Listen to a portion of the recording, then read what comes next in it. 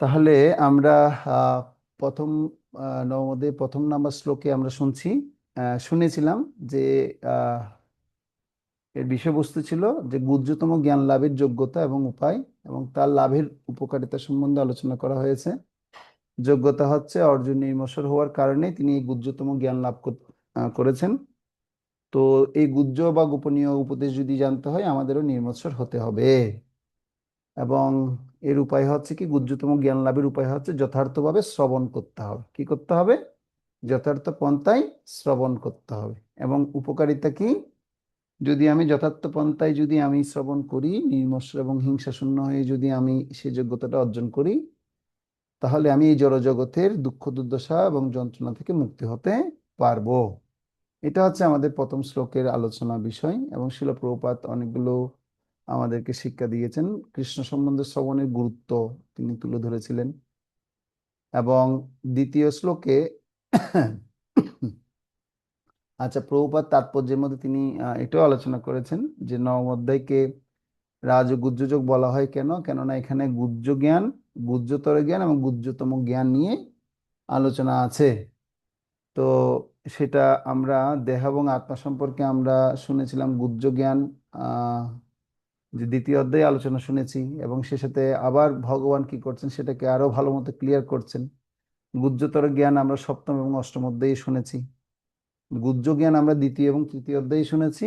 এবং গুহ্যতর জ্ঞান শুনেছি সপ্তম এবং অষ্টম অধ্যায়ে। আর গুহ্যতম জ্ঞান আমরা শুনছি এখন রাজগুহ্য যোগ অর্থাৎ নবম অধ্যায়ে শুনছি। তো ইদম জ্ঞানম, এই সম্পর্কে প্রভুপাদ তিনি কি করেছেন, তাৎপর্য ব্যাখ্যা করেছেন। এই নববিধা শুদ্ধ ভক্তি যুক্তি বোঝানো হয়েছে। এবং দ্বিতীয় শ্লোকে আমরা গুহ্যতম জ্ঞানের কথা আলোচনা শুনছি, যেখানে 7টা বৈশিষ্ট্যের কথা বলা হয়েছে। রাজবিদ্যা 1, রাজগুহ্যম 2, পবিত্রমিদম উত্তমম 3 এবং প্রত্যক্ষ অবগমম 4। তারপর 5 হচ্ছে আপনার সুশুকম এবং আহ 6 হচ্ছে কর্তম এবং এটা হচ্ছে অব্যয় 7। তো প্রত্যক্ষ অবগমম ধর্মম সুশুকম কর্তম অব্যয়ম, সুশুক এবং অব্যয়ম। তো আমরা দেখেছি রাজবিদ্যার কথা বর্ণনা করেছি, সমস্ত জ্ঞানের রাজা। এবং রাজগুহ্য মানে সমস্ত যত গোপনীয় জ্ঞান আছে সমস্ত গোপনীয় জ্ঞানের মধ্যে গুহ্যতম জ্ঞান। এবং পবিত্রমিদম উত্তম মানে সমস্ত কার্যকলাপের পরম বিশুদ্ধ রূপ, যেটা ভক্তিযোগ হচ্ছে অত্যন্ত পবিত্রকারী এবং শক্তিশালী। এই ভক্তিযোগ যদি কেউ অবলম্বন করবে, এটা হচ্ছে এর চেয়ে শক্তিশালী আর কোনো কি হতে পারে না, পবিত্র হতে পারে না, পবিত্র কার্য হতে পারে না। এবং প্রত্যক্ষ অবগমন মানে কি বুঝিয়েছিলাম, যে প্রত্যক্ষ অনুভূতির দ্বারা আত্ম উপলব্ধি হয়। হ্যাঁ, প্রত্যক্ষ অনুভূতির দৃষ্টান্ত আমি আপনাদেরকে জানিয়েছিলাম যে নিরপরাধ যদি কেউ হরিনাম হরে কৃষ্ণ মহামন্ত্র কীর্তন করবে, যে কেউ অপ্রাকৃত আনন্দ অনুভব লাভ করবে। যেটা আমরা অনেকগুলো এক্সাম্পলের মাধ্যমে আপনাদেরকে বুঝিয়েছি। ব্যক্তিগত জীবনের উপলব্ধি আপনারা জানিয়েছেন যে আমরা যখন হরে কৃষ্ণ মহামন্ত্র জপ করছি আমরা সবাই পবিত্র হচ্ছি। সেজন্য এর যোগ্যতা নির্ভর করে পারমার্থিক উন্নতির যোগ্যতা কিভাবে নির্ভর করে? পূর্বলব্ধ কোনো বিদ্যা বা যোগ্যতার উপর নির্ভর করে না। এটা কিভাবে নির্ভর করবে? এটা হচ্ছে কি, ভক্তিযোগের অনুশীলন করার ফলেই তার সে যোগ্যতাটা কি হবে, সে লাভ হবে। তারপর আমরা জেনেছি ধর্ম মানে যথার্থ ধর্মের প্রকৃত ধর্মস্বরূপটা কি, জীব কৃষ্ণের নিত্য দাস। দাস কৃষ্ণের সেবা করবে। এবং সমস্ত ধর্মের পরম লক্ষ্য হচ্ছে ভক্তিযোগ। সেটা সবই পুংস পরধর্ম যত ভক্তির অধঃসজে, এই শ্রীমদ্ ভাগবতমের শ্লোকের কোট করে প্রভুপাদ তাৎপর্য সেটা আমাদেরকে বুঝিয়েছেন। এবং নারদ মুনির দৃষ্টান্ত দিয়ে আমাদেরকে শিখিয়েছে যে নারদ মুনি নিজে কিভাবে ভগবত ভক্ত হলেন, সে কথা আমরা আলোচনা করেছি। এবং তিনি ভগবত ভক্তিতে এসে এটা যে অত্যন্ত সুখসাধ্য তিনি তার উপলব্ধির কথা বলেছেন। আর ভগবত গীতায় ভগবান বলছেন সুসুকম এবং শেষ হচ্ছে অব্যয়ম, অত্যন্ত সুসুখ লাভ করবে। এবং এই যে ভক্তি অনুশীলন করবে সেটা হচ্ছে নিত্য শাশ্বত, এটা কখনো কি হবেন, বিফলে যাবে না। তো এই হচ্ছে মোটামুটি আমরা 2 নম্বর শ্লোক থেকে শুনেছি। এবং 3 নম্বর শ্লোকে আমরা এটা দেখেছি কারা ভগবত ভক্তি যোগ অনুশীলন করতে পারে এবং কারা করতে পারে না। শ্রদ্ধাহীন ব্যক্তিরা কখনোই কৃষ্ণকে কি করতে পারেন না, লাভ করতে পারেন না। তো আমরা দেখতে পাচ্ছি যে 3 নম্বর শ্লোকে অশ্রদ্ধ দানা পুরুষা ধর্মশাস্য পরন্তপ অপ্রাপ্যম নিবর্তন্তে মৃত্যু সংসার বর্তমানে।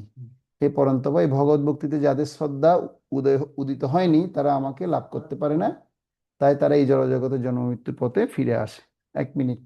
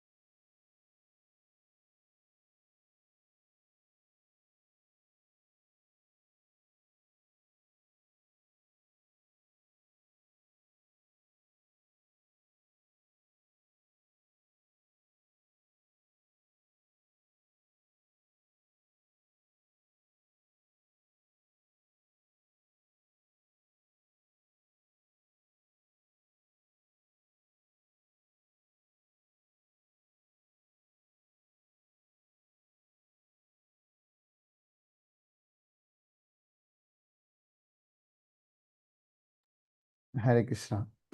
তাহলে আমরা 3 নম্বর শ্লোকে এটা জানতে পারলাম, অশ্রদ্ধা দানা, যাদের শ্রদ্ধা নেই তারা কখনোই ভগবান কৃষ্ণের কৃপা লাভ করতে পারে না। কৃষ্ণ ভাবনা উন্নতি লাভের জন্য সবচেয়ে গুরুত্বপূর্ণ বিষয় হচ্ছে শ্রদ্ধা, আদৌ শ্রদ্ধা।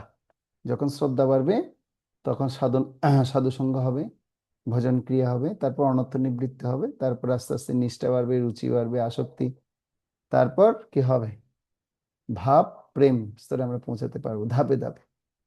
তো এই পন্থাটা খুব কেউ যদি সরল মনে এবং কেউ যদি নিষ্কপটভাবে যদি হরিনাম জপ করে, দশবিধ অপরাধ যদি মেনে যদি জপ করে, তাহলে সে অবশ্যই এই জায়গা থেকে আনন্দ সে লাভ উঠাতে পারবে। তার শ্রদ্ধাটা অনেক গাঢ় হবে এবং গভীর হবে।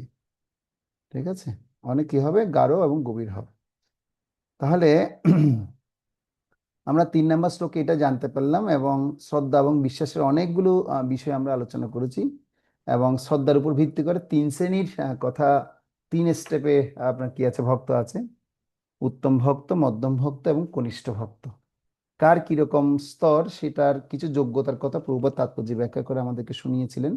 আর আমি আপনাদেরকে বলেছিলাম যে এই সমস্ত উত্তম ভক্ত, মধ্যম ভক্ত ভক্ত এবং কনিষ্ঠ ভক্তের আরো ডিটেলস যদি আমরা শুনতে চাই, শ্রীমদ্ ভাগবতমে যখন আমরা পরবর্তীতে ভক্তি বৈভব কোর্স করবো, আরো ডিটেলস আমরা সেখানে জানতে পারবো ধাপে ধাপে। ঠিক আছে, অথবা আপনারা নিজেরা ভাগবতম পড়লেও সেখান থেকে আপনারা জানতে পারবেন।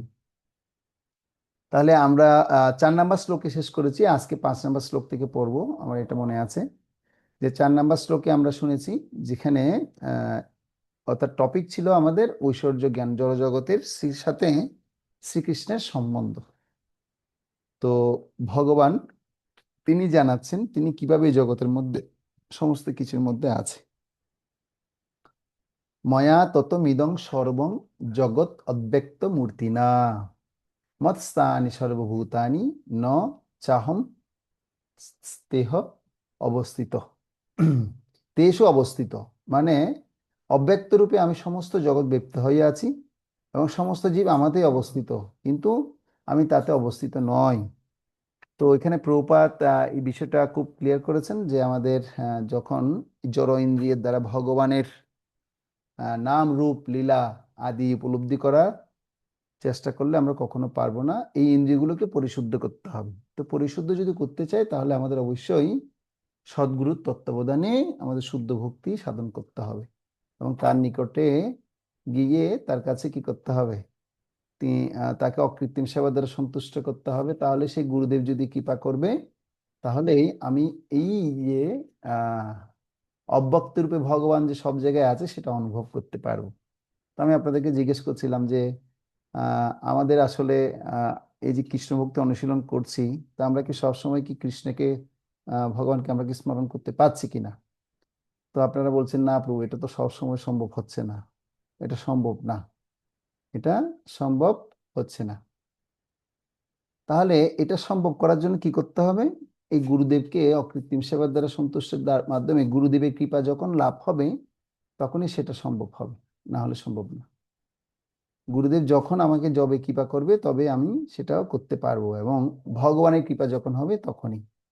সেজন্য বলছে আমাদের ইন্দ্রিয়গুলো দিয়ে যদি আমরা গুরু বৈষ্ণবদের সেবায় যদি নিয়োজিত করি এবং ভগবানের সেবায় যদি সবসময় নিয়োজিত থাকি, তাহলে ইন্দ্রিয়গুলো পরিশুদ্ধ হবে। তখন আমার আখি এবং আমাদের সমস্ত ইন্দ্রিয়গুলো নির্মল হলে তখন ব্রহ্মসিংহিতে ব্রহ্মাজি বলছেন, প্রেমাঞ্জন চরিত ভক্তি বিলোচনেন সন্ত সদৈব হৃদয়েষু বিলোকয়ন্তি। পরম পুরুষ ভগবান শ্রী গোবিন্দের প্রতি অপাকৃত প্রেম ভক্তি বিকাশ সাধন করার ফলে অন্তরে এবং বাইরে সর্বদাই তাকে দর্শন করা যাবে। এটা একমাত্র ভগবান গোবিন্দের কৃপা যবে হবে তবে সম্ভব। কেউ যদি চাই যে আমি জোর করে আমি এখনই ভগবানকে দেখতে চাই, জানতে চাই, তাহলে কি সম্ভব? কি মনে হয়, জানা সম্ভব? পারবো না। তো এই জন্য আমাদের কি দরকার? ভগবানকে জানতে গেলে অবশ্যই আমাকে একটু শুদ্ধ হতেই হবে। শুদ্ধ না হলে সম্ভব না। ইন্দ্রিয়গুলোকে সবসময় ভগবানের সেবায় লাগাতে হবে। তো প্রভুপাদ সেজন্য তিনি ব্যাখ্যা করে বলেছিলেন এই 4 নম্বর শ্লোকে, সমস্ত জীব আমাতে অবস্থিত। হ্যাঁ, কিভাবে তিনি সর্বত্র সর্বব্যাপ্ত হয়ে অবস্থান করছেন? অব্যক্ত মূর্তিতে। এবং আমি যে তাদের মধ্যে, ভগবান যে সব জায়গায় আছেন, তো সেটা আমি উপলব্ধি করতে পারি না কেন? কারণ হচ্ছে কি, আমরা ভগবানের শক্তি যে প্রকাশের মাধ্যমে সর্বব্যাপ্ত ভগবান যে রয়েছেন, তিনি যে তার ব্যক্তিগত অস্তিত্ব এবং ব্যক্তি স্বাতন্ত্র্যতা হারান না, সর্বদা যে তিনি যে বজায় রাখেন, এই বিষয়টা সম্পর্কে আমার অধিক বিশ্বাস এবং কি নেই, এখনো ওইরকম শ্রদ্ধা উৎপন্ন হয়নি, বিধায় আমি তাকে কি করতে পারছি না, অব্যক্ত রূপে গ্রহণ করতে পারছি না। তাহলে এখন বিষয় হচ্ছে যে ভগবান তাহলে তিনি জানাচ্ছেন সব কিছু বিষয় আমাদের সাথে ক্লিয়ার করে দিচ্ছেন যে আমি সব সব সব জায়গায় আছি অব্যক্ত রূপে, কি করছি, হ্যাঁ, সমস্ত জগৎ ব্যপ্ত হয়ে আছি এবং সমস্ত জীব আমাতে অবস্থিত। কিন্তু আমি সবকিছু আমি আমি নিয়ন্ত্রণ করলেও কিন্তু আমি আবার কোনো জায়গায় নেই। হ্যাঁ, আমি তাতে অবস্থিত নেই।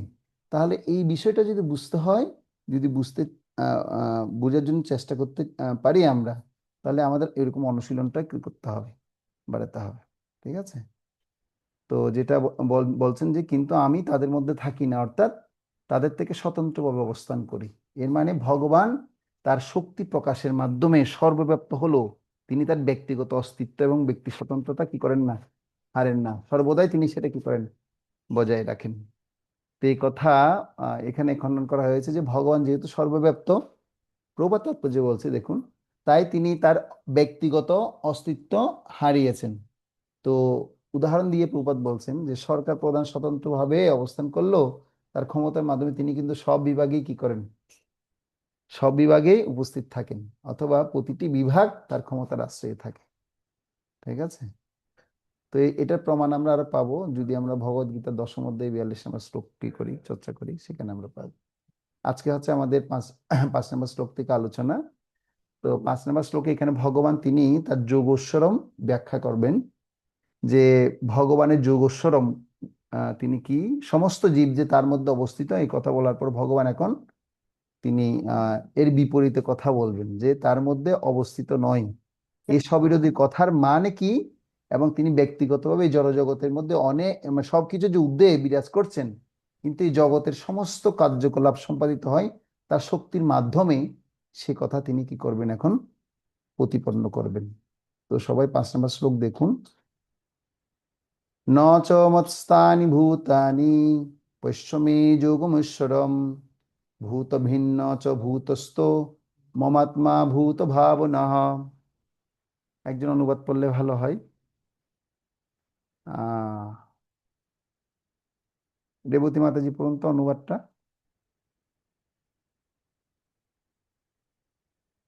সাউন্ড অন করুন। রেবতী মাতাজি পড়ুন অনুবাদ। হ্যাঁ, অনুবাদ তো শোনা যাচ্ছে। হ্যাঁ, শোনা যাচ্ছে। যদিও সবকিছু আমারই সৃষ্ট, তবু তারা আমাতে অবস্থিত নয়। হুম। আমার যোগসূর্য দর্শন কর। যদিও আমি সমস্ত জীবের ধারক এবং যদিও আমি সর্বব্যাপ্ত, তবু আমি এই জড় সৃষ্টির অন্তর্গত নই, কেননা আমি নিজেই সমস্ত সৃষ্টির উৎস।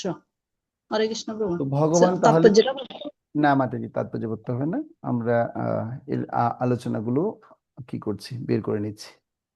তো তাহলে ভগবান তিনি নিজে এখানে কি বলছেন, সমস্ত জীব তার মধ্যে অবস্থিত, ওই কথা বলার পর ভগবান এখন বিপরীত কথা বলছেন। কি বলছেন? তার মধ্যে, তারা তার মধ্যে অবস্থিত নয়। ভগবানের মধ্যে কি নয়, অবস্থিত নয়। এই স্ববিরোধী কথার মানে কি? তিনি ব্যক্তিগতভাবে জড়জগতের অনেক ঊর্ধ্বে বিরাজ করছেন। এটা একদম ইজিলি আমরা বুঝতে পারছি। ভগবান তিনি স্বতন্ত্রভাবে, এই ব্যক্তিগতভাবে তিনি তার কি করছেন, এই জড়জগৎ থেকে অনেক ঊর্ধ্বে বিরাজ করছেন। সেজন্য ব্রহ্মসংগীতে ব্রহ্মাজি বলছেন তিনি কোথায় থাকেন, তিনি গোলক ধামে থাকেন। গোলকে এবং মানে এরকম নিবসতি, মানে তিনি তার বাস হচ্ছে কোথায়, গোলক ধামে। হ্যাঁ, ঈশ্বর পরম কৃষ্ণ সচ্চিদানন্দ বিগ্রহ অনাদি আদি গোবিন্দ সর্ব কারণ কারণ, তিনি সমস্ত কিছু কারণ হয়েও তিনি অবস্থান করছেন গোলকে। তিনি কি করছেন, এই জড়জগতে অনেক ঊর্ধ্বে তিনি বিরাজ করছেন, কিন্তু জগতের সমস্ত কার্যকলাপ তিনি সম্পাদিত করছেন তার বিভিন্ন শক্তির মাধ্যমে। যেরকম আমরা দেখতে পাই ভগবান থেকে আমরা দেখি যে তিন ধরনের শক্তি প্রকাশিত হয়। আমি এটা অনেকবার বলেছি, অনেক ক্লাসে বলেছি। একটা হচ্ছে অন্তরঙ্গ শক্তি, দ্বিতীয় হচ্ছে বহিরঙ্গ শক্তি, তৃতীয় হচ্ছে তটস্থ শক্তি। অন্তরঙ্গ শক্তির দ্বারা ভগবান তিনি চিৎ জগৎ কি করেন, সৃষ্টি করেন। আর বহিরঙ্গ শক্তির দ্বারা তিনি জড়জগৎ সৃষ্টি করেন।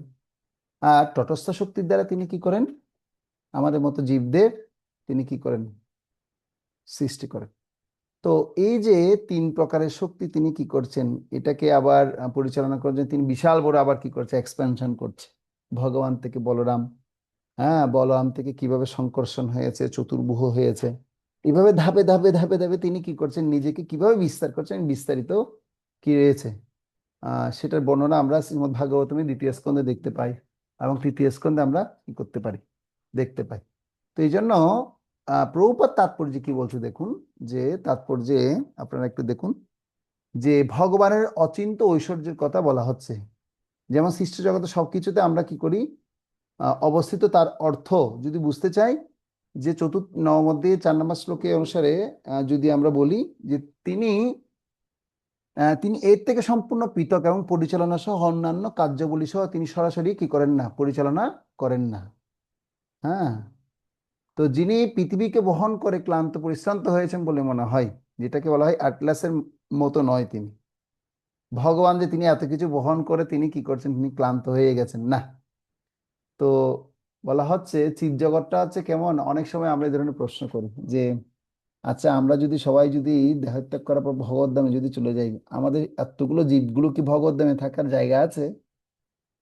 তো বলছে ভগবত ধামের যদি পরিধি যদি বর্ণনা করে শোনানো হয়, বলছে যদি আপনি একটা বৃত্তকে 4 ভাগ করেন, কত ভাগ করলেন, একটা বৃত্তটাকে 4 ভাগ করলেন, এই 4 ভাগের মধ্যে 3 ভাগ হচ্ছে, এই 3 ভাগের অংশটা হচ্ছে গোলক ধামের জায়গা, আর আর 1 ভাগ হচ্ছে সমস্ত যত জড় ব্রহ্মাণ্ড আছে, সমস্ত ব্রহ্মাণ্ড।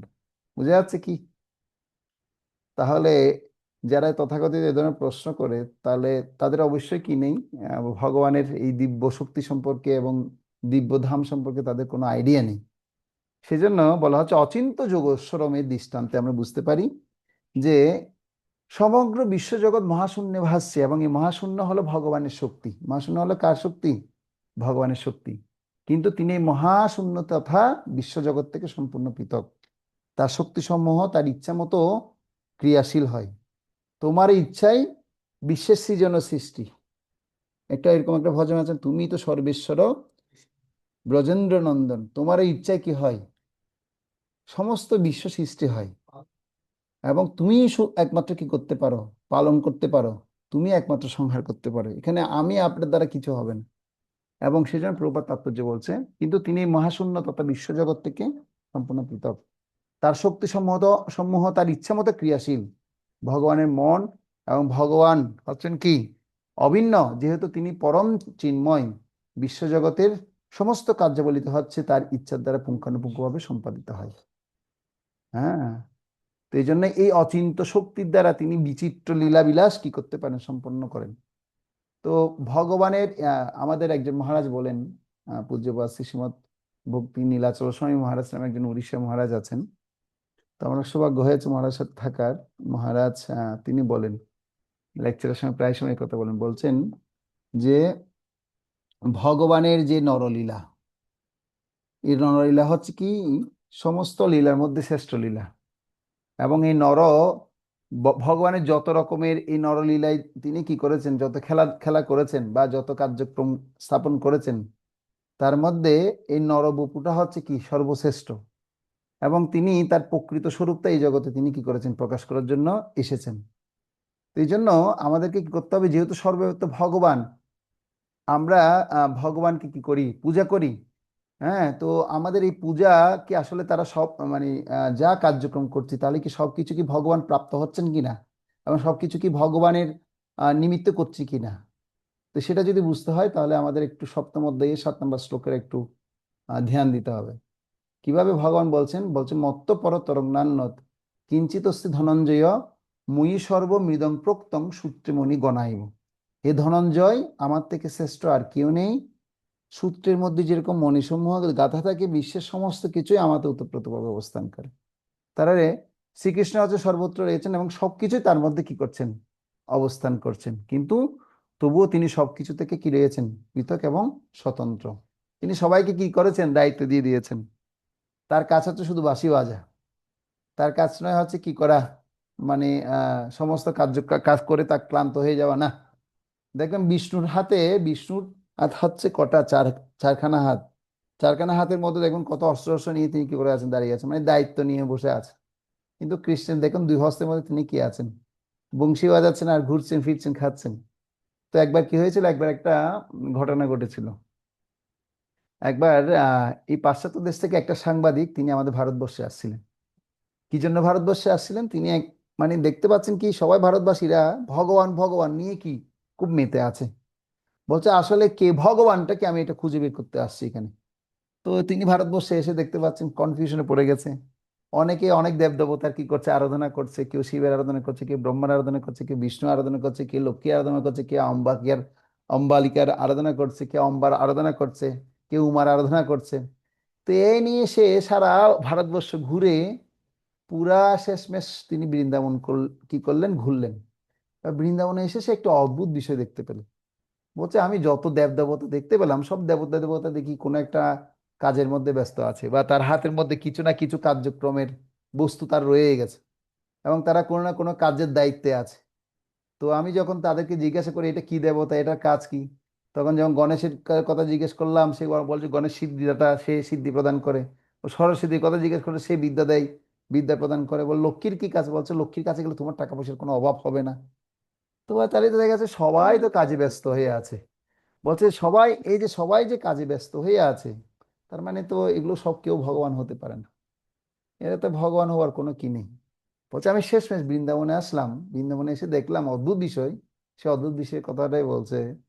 তখন সেই সাংবাদিক, মানে কি, তখন রিপোর্টার তখন কি করছেন, এসে বলছে, বলছে বৃন্দাবনে একটা ছেলেকে দেখলাম, সে শুধু বাঁশি বাজায়, তার কোনো কাজ নেই।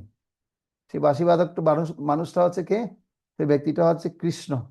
বলছে কৃষ্ণের কোনো কাজ নেই যখন দেখেছি, আমি বলছি একমাত্র ভগবান কৃষ্ণই হবে ভগবান। তো এখন ব্যাপারটা হচ্ছে তাই যে একমাত্র ভগবান হচ্ছেন কে, কৃষ্ণ। কৃষ্ণের কোনো কাজ নেই, কিন্তু আবার তিনি সমস্ত কাজের মধ্যে আছেন।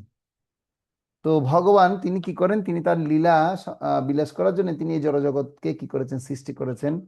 এবং এই এই একটা জড়জগৎ শুধু আছে তাই না, এরকম অনন্ত অনন্ত কোটি কি আছে, বিশ্ব ব্রহ্মাণ্ড রয়েছে, যেটা আমাদের এই ব্রহ্মাণ্ডটা শুধুমাত্র একটা সরিষা দানার মতো। কিসের মতো, সরিষা দানার মতো। তো ভগবান থেকে অনন্ত কোটি ব্রহ্মাণ্ড নিঃশ্বাসের প্রশ্বাসের মাধ্যমে সৃষ্টি হয়, আবার নিঃশ্বাস গ্রহণ করার মধ্যে আবার তার দেহের মধ্যে লীন হয়ে যায়। তো সে তুলনায় আমরা দেখতে পাচ্ছি যে এই যে বিশ্ব ব্রহ্মাণ্ড সমস্ত কিছু সৃষ্টির কর্তা হচ্ছে আমরা জানি বিষ্ণু। বিষ্ণু তিনি কারণোদকসাই বিষ্ণু, তিনি কারণ সমুদ্রে শায়িত হয়ে আছেন। আর সেই কারণ সমুদ্রে শায়িত হয়ে থেকে তিনি সেখান থেকে কি করছেন, নিঃশ্বাস এবং প্রশ্বাসের মধ্যে অনন্ত কোটি ব্রহ্মাণ্ড সৃষ্টি করছেন। আর সেই ব্রহ্মাণ্ডের মধ্যে তিনি কি করছেন, আবার গর্ভদক্ষায় বিষ্ণুরূপে তিনি সেখানে স্বয়ং করে আছেন। আর সেই গর্ভ উদক জলের মধ্যে শায়িত হয়ে তার নাভি পদ্ম থেকে ব্রহ্মাজিকে সৃষ্টি করেছেন। আর এরকম একজন ব্রহ্মাকে সৃষ্টি করেছেন তাই না, যত এরকম অনন্ত কোটি ব্রহ্মাণ্ড সৃষ্টি হয়েছে, প্রত্যেক ব্রহ্মাণ্ডের মধ্যে এক একজন ব্রহ্মা রয়েছে। আর সেই ব্রহ্মা, এরকম অনন্ত কোটি ব্রহ্মা রয়েছে। কোন ব্রহ্মা 4 মুখা, 5 মুখা, 100 মুখা, 200 মুখা, 300 মুখা, এরকম ব্রহ্মা রয়েছে। কিন্তু আমরা যে ব্রহ্মাণ্ডে আছি এই ব্রহ্মাণ্ডে ব্রহ্মার মুখ হচ্ছে মাত্র চারখানা, মস্তক হচ্ছে মাত্র চারটা। হ্যাঁ, তো সেজন্য দেখা যাচ্ছে কি ব্রহ্মাকে দায়িত্ব দিয়েছে, ব্রহ্মা এবার কি করছেন, তিনি অনেক অনেক জীবদের সৃষ্টি করছেন। আর সমস্ত সৃষ্টি জীবদের হৃদয়ের মধ্যে আবার ভগবান বিষ্ণু ক্ষীরোদক সেই বিষ্ণুরূপে তিনি আছেন। তো ভগবান বলছে যে আসলে ভগবদ গীতায় আমরা পাচ্ছি যে এখানে এই শ্লোকে আমরা সেই ব্যক্তটা বলছে যে এই যে নচ মৎস্তানি ভূতানি ন পশ্য যোগমেশ্বর, মানে আমাতে স্থিত ভূতানি মানে সমগ্র সৃষ্টি, সমগ্র সৃষ্টি কার কাছেই স্থিত, ভগবানের কাছে। কিন্তু পশ্য দেখো দেখো যে আমি কিন্তু আমার অচিন্ত্য এই যোগ শক্তি যোগমেশ্বরম, ভূতভৃৎ মানে সমস্ত জীবের ধারক, এবং ভূতস্থ জড় সৃষ্টির মাধ্যমেই মম আমার এবং আত্মাস্বরূপে এবং ভূত বাবন সমগ্র জগতের হচ্ছে একমাত্র আমি উৎস। তো এই জড় জগতের সৃষ্টির অন্তর্গত আমাকে মনে না হলো, কিন্তু আমি সমস্ত কিছু সৃষ্টির একমাত্র আমি উৎস। এই জন্য আমরা দেখি শ্রীমদ্ ভাগবতের প্রথম স্কন্ধের প্রথম অধ্যায়ে প্রথম নম্বর শ্লোকে ভগবান বলছেন, মানে ভাগবতের প্রথম শ্লোক শুরু হয় ওম নমো ভগবতে বাসুদেবায় জন্ম আদি অশ্ব যত অন্নয়াত ইতরেত চ অর্থেষু অভিজ্ঞ সরাট তেনে ব্রহ্মাজরিদে আদি কবয়ে মুজ্জন্তি যশুরয় তেজো বাড়ি মিদাম যথা বিনিময় তিসর্গ অমৃষা ধামনা সেন সুদা সদা নিরস্ত কুহকম সত্যম পরমম ধীমহি।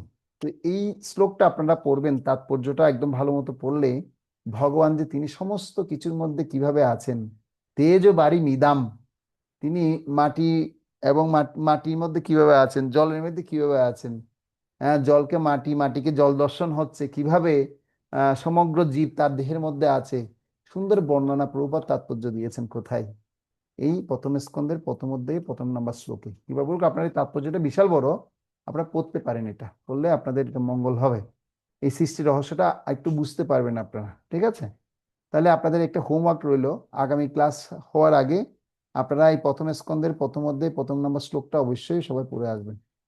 ঠিক আছে, তাৎপর্য সহ। আছে তো ভাগবত সবার? ভাগবতম না? ভাগবতমের প্রথম স্কন্ধ প্রথম অধ্যায়ের প্রথম আচ্ছা নম্বর শ্লোক, এক এক এক। আচ্ছা বাবু, একে একে। ভাগবত আছে তো সবার নাকি? না থাকলে একটা ভাগবত আমি দিতে চাইছিলাম আর কি, আপনাদের কারো লাগলে একটু বই প্রচার হলো আর কি। কারো লাগবে ভাগবত আপনাদের? লাগবে ভক্তবৃন্দ? দেখ কেউ নিতে চাইছেন না, কি আর করার আছে। ওকে, প্রচার করেন না ভাগবত, প্রচার তখনই করতে পারেন নিজেরা পড়লে, জানতে পারলে, বুঝতে পারলে তখনই প্রচার করতে আনন্দ লাগে। সামনে আমাদের বুক ম্যারাথন আসছে, একটা ভাগবত সেট নিয়েন আমার থেকে, হ্যাঁ সবাই একটা একটা নিয়েন প্লিজ, একটা একটা নিয়েন ভাগবত, একটা একটা set। ঠিক আছে, ভাগবত লাগলে আমার কাছে চলে আসবেন, এক সেট ভাগবত আমি দিব আপনাদের। তো ঠিক আছে, তো আমরা তাহলে বুঝতে পারছি এই শ্লোকে মানে ভগবানের পুরা সৃষ্টির রহস্য কিন্তু কি করা হয়েছে, এখানে বর্ণনা করা হয়েছে, আপনারা বুঝতে পারবেন। আর দ্বিতীয় স্কন্ধে পড়লে তো আরো একদম আরো বিশাল গভীরভাবে সেই তত্ত্ব বর্ণনা করা হয়েছে। তো আমি ওদিকটাই যাচ্ছি না, যা শুধু এই শ্লোকের আমরা এসেন্সটা নিচ্ছি। তাহলে প্রভুপাদ যুক্তি কিভাবে খণ্ডন করলেন, তিনি যেহেতু ভগবান সর্বব্যাপ্ত, তাই আমরা তাদের পূজা করি এবং তারা সবাই হচ্ছেন ভগবান। এবং ভগবান থেকে 6 ধরনের অবতার প্রকাশিত হয়। এই যে আমরা বিষ্ণুর কথা জানছি, তো এটা কি বলা হচ্ছে পুরুষ অবতার। ভগবান বিষ্ণু হচ্ছেন কি অবতার? পুরুষ অবতার। তো আমরা দেখি পুরুষ অবতার, যুগ অবতার, লীলা অবতার, মন্বন্ত অবতার, সপ্তবেশ অবতার, হ্যাঁ তারপর লীলা অবতার আমরা দেখি। আমার কাছে একটা এদিন একটা আমি কালেকশন করছিলাম একটা শীট, যেখানে অবতারদের একটা বর্ণনা পেয়েছি খুব সুন্দর। তো আপনারা আহ আপনাদের গ্রুপে আমি দিব, সেটা আপনারা পরে পড়ে নেবেন। ঠিক আছে, তো যেখানে হুম, খুব সুন্দর বর্ণনা আছে। কি বর্ণনা আছে? পুরুষ অবতার হচ্ছেন 3জন আমরা জানি, কারণোদকসাই বিষ্ণু, গর্ভোদকসাই বিষ্ণু, ক্ষীরোদকসাই বিষ্ণু। গুণ অবতার হচ্ছেন 3জন, তার মধ্যে হচ্ছেন আপনার বিষ্ণু, ব্রহ্মা, শিব। এক একজন এক একটা গুণ কি করেন, দায়িত্ব পালন করেন, সত্যগুণ, রজগুণ এবং তমগুণ। আবার লীলা অবতার হচ্ছেন কয়টা? 25টা। লীলা অবতার কয়টা? 25টা। তো এই মৎস্য, কুর্ম, বরাহ, রাম, নৃসিংহ, বামন, পৃথু, পরশুরাম, ব্যাস, নারদ, চতুষ্ষণ, যজ্ঞ, নরনারায়ণ, কপিল, দত্তাত্রেয়, হয়গ্রীব, হংস, কৃষ্ণগর্ভ, ঋষভ, ধন্বন্তরী, মোহিনী, বলভদ্র, কৃষ্ণ, বুদ্ধ এবং কল্কি। এরা হচ্ছে 25 জন হচ্ছে লীলা অবতার। এখন যুগ অবতার হচ্ছেন 4 জন। কজন? 4 জন। একটা হচ্ছে শুক্ল, মানে হচ্ছে হরি, রক্ত মানে হচ্ছে হয়গ্রীব, এবং কৃষ্ণ মানে হচ্ছে শ্যাম, ও পীতবর্ণ মানে হচ্ছে কৃষ্ণ। এটা হচ্ছে যুগ অবতারের স্বরূপ। এবং মন্বন্তর অবতারে হচ্ছে 14 জন। আমরা জানি যে যজ্ঞ, বিভু, সত্যসেন, হরি, বৈকুণ্ঠ, অজিত, বামন, সার্বভৌম, বিশক সেন, ধর্মসেতু, সুদামা, যোগেশ্বর এবং বৃহৎবান। এ হচ্ছে কতজন? এ হচ্ছে 14 জন মন্বন্তর অবতারের কথা বলা হচ্ছে। তো এই লিস্ট আপনারা আগে কখনো শুনেছে কিনা জানি না, তো আমি আপনাদেরকে শোনাচ্ছি ব্যাপারটা। এবং সপ্তদশ অবতার হচ্ছে ভগবানের থেকে যে 8 জন। 8 জন হচ্ছে সপ্তদশ অবতার: চতুষ্ষণ, নারদ, ব্রহ্মা, পিতু, শেষ এবং হচ্ছে অনন্ত, ও পরশুরাম, ব্যাস, ব্যাসদেব। এরা হচ্ছে সপ্তদশ অবতার, 8 জন। তো এইগুলো, এই 6 অবতার, গুণ অবতার, প্রথমে হচ্ছে পুরুষ অবতার, গুণ অবতার, লীলা অবতার, যুগ অবতার, মন্বন্তর অবতার এবং সপ্তদশ অবতার। তো আপনার পরবর্তী রেকর্ডটা শুনে আপনারা এগুলো লিখে নিতে পারেন। আমি চেষ্টা করবো এটা আমি আপনাদেরকে দেওয়ার জন্য। তো এই ডিটেলস বর্ণনা আপনার আরো বেশি বর্ণনা করা হয়েছে আপনার চৈতন্য চরিতামৃত যখন পড়বেন। সেখানে প্রভুপাদ তাৎপর্য সেগুলো কি করেছেন, সুন্দর মতো বিশ্লেষণ করেছেন। তো এ হচ্ছে মোটামুটি 5 নম্বর শ্লোকের আলোচনা। এবার ভগবান থেকে যে সবকিছু পরিচালনা করা সত্ত্বেও ভগবান শ্রীকৃষ্ণ সবকিছু থেকে পৃথক কিভাবে থাকেন, হ্যাঁ, সে কথা তিনি এখন কি করছেন, এই বিষয়টি তিনি 6 নম্বর শ্লোকে তুলে ধরবেন। তো 6 নম্বর শ্লোকে আমরা শুনবো, যেখানে ভগবান বলবেন নিজেকে তিনি কি করছেন। হ্যাঁ, মহান বায়ু সর্বত্র বিচরণশীল হওয়া সত্ত্বেও সর্বদা আকাশে অবস্থান করে, তেমনি সমস্ত জীব, সৃষ্ট জীব আমাতে অবস্থান করে, সে কথা ভগবান জানাবেন 6 নম্বর শ্লোকে। যথাকাশ স্থিত নিত্যম বায়ু সর্বত্র গুমহান তথা সর্বাণি ভূতানি মৎস্তানুপধারয়। বলছেন যে অবগত হও যে মহান বায়ু যেমন সর্বত্র বিচরণশীল হওয়া সত্ত্বেও সর্বদা আকাশে অবস্থান করে, তেমনি সমস্ত সৃষ্ট জীব আমাতে অবস্থান করে। একটা উদাহরণের মাধ্যমে কি করছেন, ভগবান আমাদেরকে বোঝানোর চেষ্টা করছেন। হুম, আমাদের সমস্ত কিছু কি করছে, সমস্ত সৃষ্ট জীব আমাতে অবস্থান করছে। কিভাবে অবস্থান করছে তার বর্ণনা এতক্ষণ ধরে আমরা করলাম, যে আমরা পুরুষ অবতারের থেকে আমরা কি হচ্ছি, বের হচ্ছি, এবং সেই পুরুষ অবতারের মধ্যে আবার আমরা প্রবেশ করছি আমাদের দেহে। তো অনেক সময় আমাদের ভক্তরা প্রশ্ন করে, প্রভু আমরা মৃত্যুর পরে আমাদের দেহটা কোথায় যায়? তো মৃত্যুর পর তো এই জড়দেহ তো এইখানে জড়দেহের এই জড়ভূমিতে কি হয়ে যায়, ভেনিশ হয়ে যায়। কিন্তু এই জড়দেহ ছাড়া আরেকটা কি আছে, সূক্ষ্ম দেহ আছে। সেই সূক্ষ্ম দেহটা তিনি কি করেন, তাকে টেনে হেসে নিয়ে যাওয়া হয় নরকে। নিয়ে গিয়ে সেখানে পরীক্ষা নিরীক্ষা করা হবে। যদি ভালো কাজ করলে উপরে পাঠাবে, আর খারাপ কাজ করলে সেটাকে কি করবে। তো অনেক সময় এটা আমরা বিশ্বাসও করতে চাই না, বিশ্বাস করি না, বলছে কোথায় স্বর্গ কোথায় নরক, সব তো স্বর্গ নরক তো সব এখানেই। হ্যাঁ, বলছে স্বর্গ নরক তো সব এখানেই। বলছে যদি সেটাও ধরে নিতে চান তাহলে সেটা মানতে পারেন, যে এটা এখানে স্বর্গ নরক কিভাবে বোঝা যায়। ভালো কাজের জন্য ভালো ফল পাবেন, আর খারাপ কাজ করলে খারাপ ফল এখানে পাবেন। আমরা বুঝতে পারছি, সেটা একদম সহজভাবে বুঝতে পারছি কিভাবে।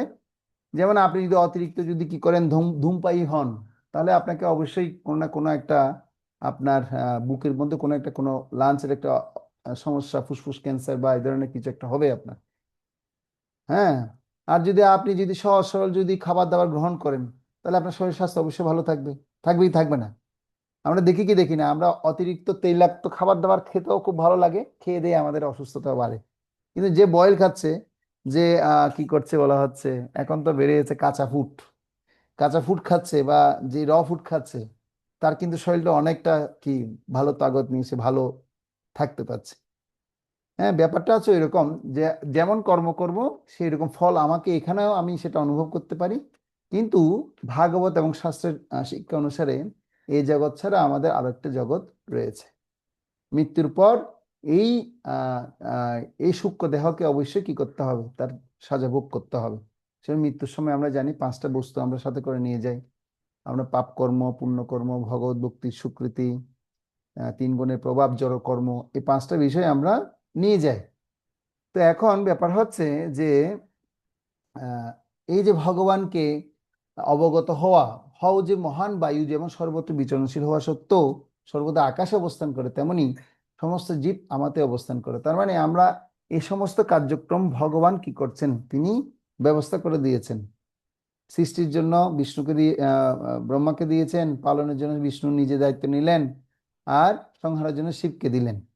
তো দেখা যাচ্ছে কি, এই যে আমাদের দেহটা যখন লীন হয়ে যাচ্ছে, তার মানে লীন হয়ে কোথায় যাচ্ছে, ভগবানের দেহের মধ্যেই যাচ্ছে।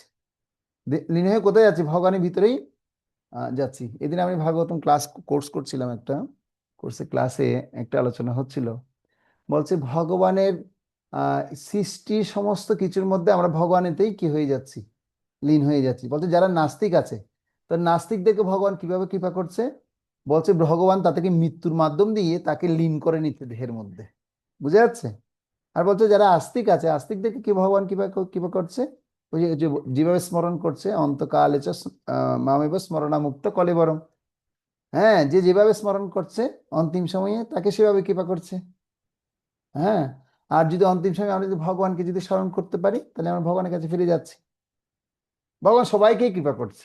সেজন্য ভগবানকে বলা হয় তিনি হচ্ছেন কৃপালু। তিনি কি কৃপালু। এই না যে তিনি নাস্তিককেও কৃপা করছেন না, তাই না। অনেক সময় আমাদের মনে হতে পারে, এ নাস্তিক, এর প্রতি আমার বিদ্বেষ ভাব রাখা উচিত না।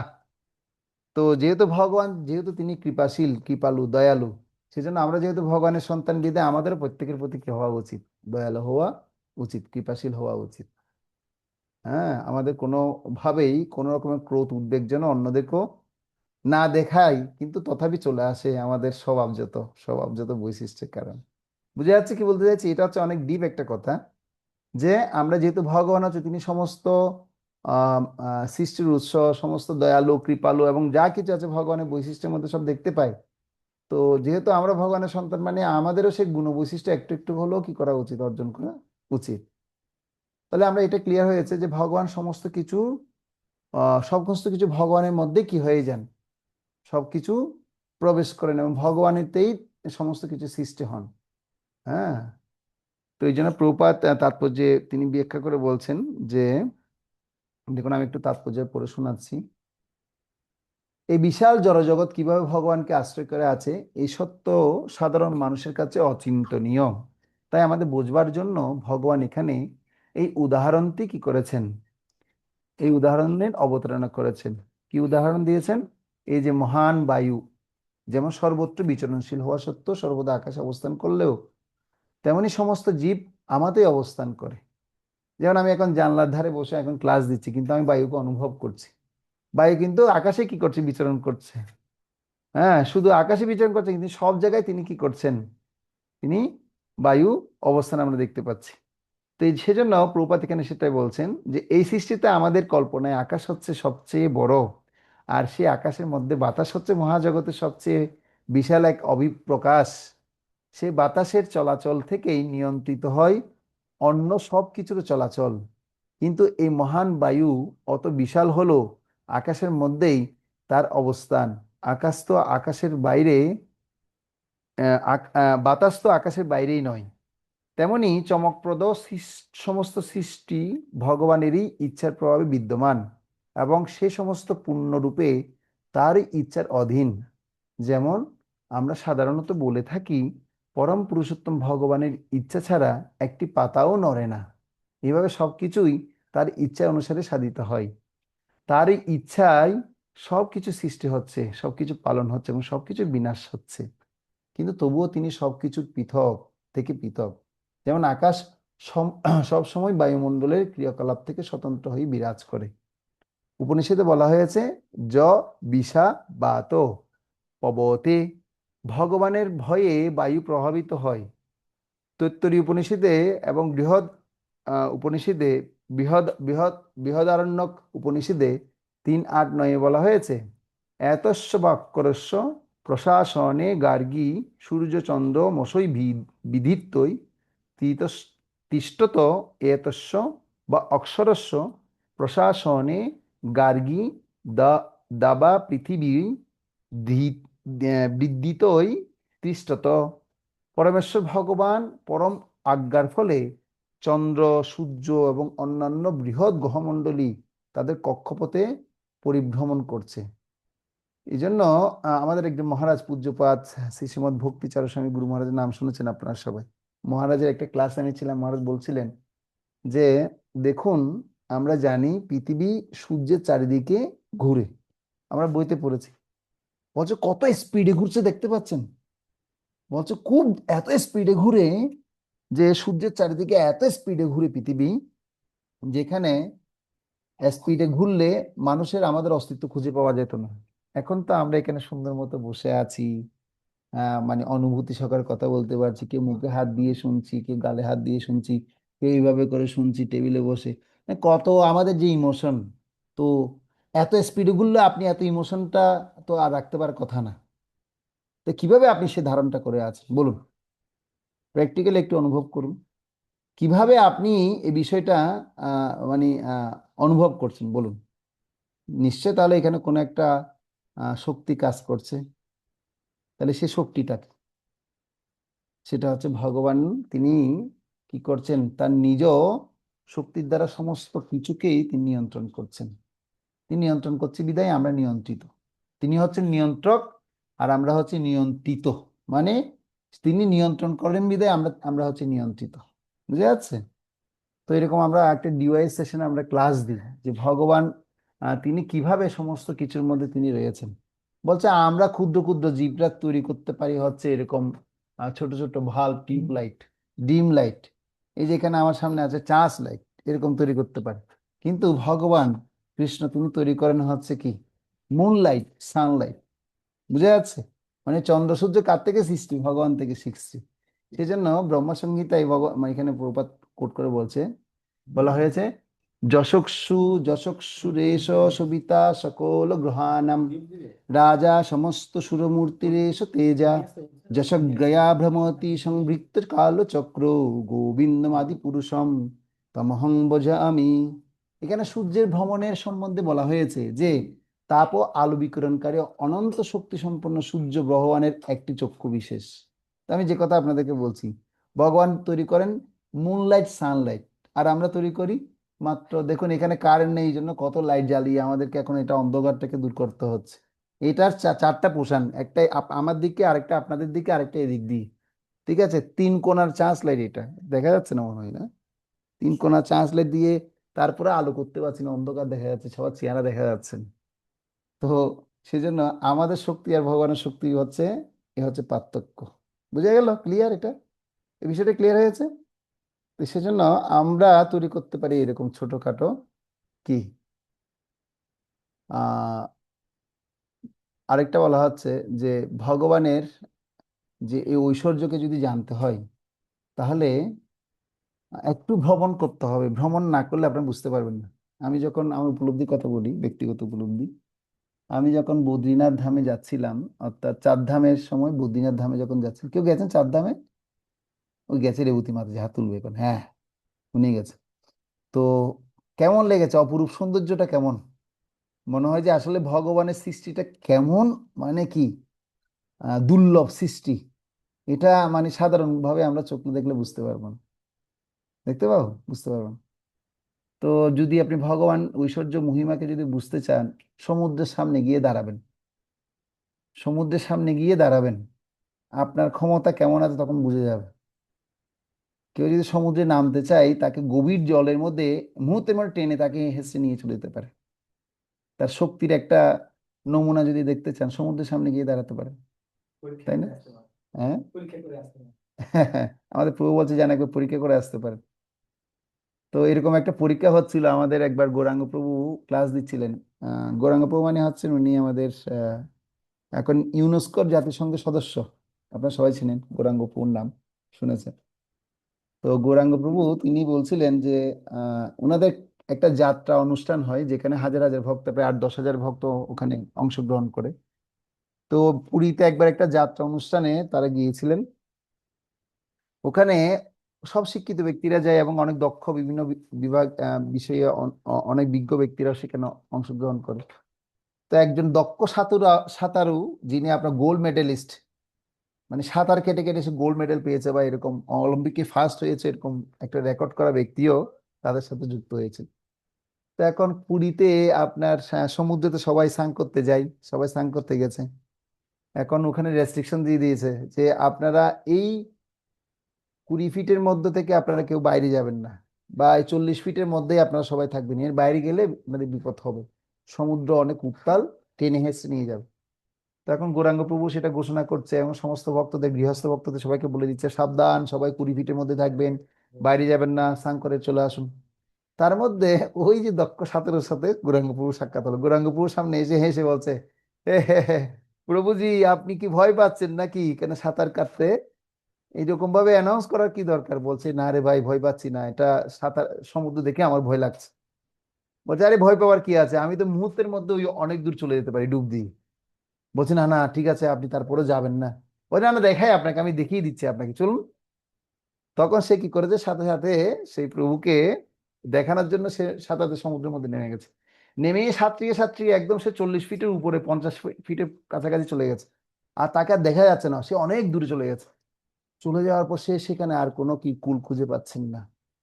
কুল খুঁজে না পেয়ে তখন সে কি করছে, এবার হাত দেখাচ্ছে, মানে হাত দেখাচ্ছে, এখন বুঝতে পারছে না সে কি আসলে জিতে ওখানে চলে গেছে বা হাত দেখাচ্ছে কিনা, এটা কেউ বুঝতে পারছে না। তখন পরে যখন দেখতে পাচ্ছে একটা হাত না, দুটো হাত দিয়ে সে ডুবে যাচ্ছে মতো অবস্থা যখন হয়ে গেছে, তখন গৌরাঙ্গ প্রভু তাড়াতাড়ি সে ডুবুরি দেখে পাঠিয়েছে, বলে, যাও তাড়াতাড়ি যাও, ওকে বাঁচাও, ও মনে হয় ডুবে ডুবে মরে যাচ্ছে। ও আমাকে তো দেখালো অনেক বড় দক্ষ সাঁতারু, কিন্তু সেখানে গিয়ে সে কি করছে, ডুব খাচ্ছে। যাও যাও তাড়াতাড়ি ওখান থেকে ওকে তুলে নিয়ে আসো। তারপর ওখান থেকে ওকে টেনে হেঁচড়ে তুলে নিয়ে আসলো। আনার পর দেখতে পাচ্ছে কি, পুরো পেট ফুলা জল খেয়ে বসে আছে। বসে আসার পর তখন গৌরাঙ্গ প্রভু তাকে আগে সুস্থ করলো, সুস্থ করার পর বলছে, কি ভাই দক্ষ সাঁতারু, কি অবস্থা, খুব তো অহংকার করলেন, খুব তো গোল্ড মেডেলিস্টের কথা বললেন, তো এই গোল্ড মেডেল পেয়ে আপনার কি লাভ হলো বলুন? আপনি কি ভগবানের শক্তির সাথে পেরেছেন? সেজন্য নিজেকে অনেক বেশি অহংকারী দেখাবেন না। ভগবানের সৃষ্টির শক্তির কাছে আমরা হচ্ছে অত্যন্ত নগণ্য। এই জন্য সেই সৃষ্টিকর্তার মহান শক্তিকে স্বীকার করুন, আর আপনি সেই শক্তিকে নিজের জীবনে অনুভব করুন, তাহলে দেখবেন অনায়াসে আপনি আনন্দ পাবেন। এই জন্য অহংকার দিয়ে কখনো ভগবানকে শক্তিকে বোঝা যাবে না। ভগবান শক্তিকে বুঝতে গেলে একটু কি হতে হয়, বিনম্র হতে হয়, একটু নম্র হওয়া উচিত, না হলে সম্ভব না। নিউটন বলছে বলছে আমাকে সবাই বড় বিজ্ঞানী বলে মনে বলেন, কিন্তু আমি সৃষ্টির নগণ্য একটু ক্ষুদ্র জীব বলে আমি অনুভব করি। কিরকম অনুভব করি? যেমন সমুদ্রের পাড়ে যখন যাই আমরা দেখতে পাই না, ছোট ছোট নুড়ি পাথর দেখতে পাই, ছোট শামুক দেখতে পাই, বিভিন্ন রকম কালারফুল আমরা পাথর স্টোন আমরা খুঁজে পাই। বলছে আমাকে নিজেকে তখন মনে হয় আমি একজন ছোট পাথর খুঁজা ব্যক্তির মতো আমাকে মনে হয়। কিন্তু যখন আমি ছোট পাথর খুঁজতে খুঁজতে তখন আমার অনুভূতি হয় যে এই যে এত বড় বিশাল সমুদ্রের মালিক, যিনি ভগবান বা যিনি সৃষ্টিকর্তা, যিনি সৃষ্টি করেছেন, তার মেধা আরো কত বিশাল। তো সবাই আমাকে মেধাবী বলে, তার মানে সেটা আমি স্বীকার করে নিতে পারছি না। আমার থেকেও বড় মেধাবী হচ্ছে সৃষ্টিকর্তা। বুঝে গেল? আর আইনস্টাইন বলছেন হচ্ছে যে আসলে আমি হচ্ছে সৃষ্টির একজন নগণ্য মাত্র একজন সেবক। হ্যাঁ, আমাকে অনেক বড় সায়েন্টিস্ট বললো, কিন্তু আমি নিজেকে কি করতে পারছি না, অনেক বড় বিজ্ঞানী বলে ধারণ করতে পারছি না। কেননা বড় বিজ্ঞানী হচ্ছেন সৃষ্টিকর্তা। সেই সৃষ্টিকর্তার মহানুভবতা থেকে আমাদের তার যে মানে সৃষ্টির ঐশ্বর্য দেখলে আমাদের এগুলো আর মাথায় চিন্তায় আমরা করতে পারি না। সেই জন্য সেই সৃষ্টিকর্তার মহানকে প্রত্যেক বিজ্ঞানীদের প্রথম কাজ হচ্ছে কি করা, এই সৃষ্টিকর্তার মহানুভবতাকে অনুভব করে তার আশীর্বাদ নিয়ে কি করা, প্রত্যেক বিজ্ঞানীকে পথ চলা উচিত। আইনস্টাইন এবং নিউটনের বক্তব্য আপনাদের বলছি, এগুলো আপনারা ঘেটে দেখতে পারেন, এগুলো সব বাস্তব কথা। আর লর্ড কালভিন বলছেন যে আসলে আমি হচ্ছে সৃষ্টির একজন নগণ্য ছোট ক্ষুদ্র জীব, তো তিনি আমাকে যেভাবে নাচাচ্ছেন আমি সেভাবে নাচছি মাত্র। ঠিক আছে? তো এরকম অনেক ঘটনা আছে, যাক ওদিক দিয়ে আর যাচ্ছি না। তাহলে এখানে আমরা বুঝতে পারলাম যে প্রভুপাদ যে তাৎপর্যে ব্রহ্ম সংহিতা শ্লোক কোট করেছেন, যে গোবিন্দের আজ্ঞা এবং ইচ্ছা অনুসারে তার কক্ষপথ পরিভ্রমণ করেন। সুতরাং বৈদিক শাস্ত্র থেকে প্রমাণিত হয় যে অতি অদ্ভুত মহান রূপে প্রতিভাত হয় যে জড়সৃষ্টি তা পূর্ণরূপে পরমেশ্বর ভগবানেরই নিয়ন্ত্রণাধীন। এই অধ্যায়ে পরবর্তী শ্লোকে গুলিতে এই তত্ত্বের বিশদ বিবরণ ভগবান এখন দিবেন। এখন তিনি কি করবেন? ভগবানের সৃষ্টি এবং ধ্বংসের ক্ষেত্রে যে ভগবানের অচিন্ত শক্তি যে কাজ করছে, সেই গুণমহিমার কথা ভগবান এখন নিজে ব্যক্ত করে শোনাবেন। বলবে, হে কুন্তেয়, শুনো শুনো শুনো। কি বলছে 7 নম্বর শ্লোক দেখুন। সর্বভূতানি কুন্তেয় প্রকৃতিম জানতি মামিকাম কল্পাক্ষয় পুনস্তানি কল্পাদৈ বিসিজ্যামহম।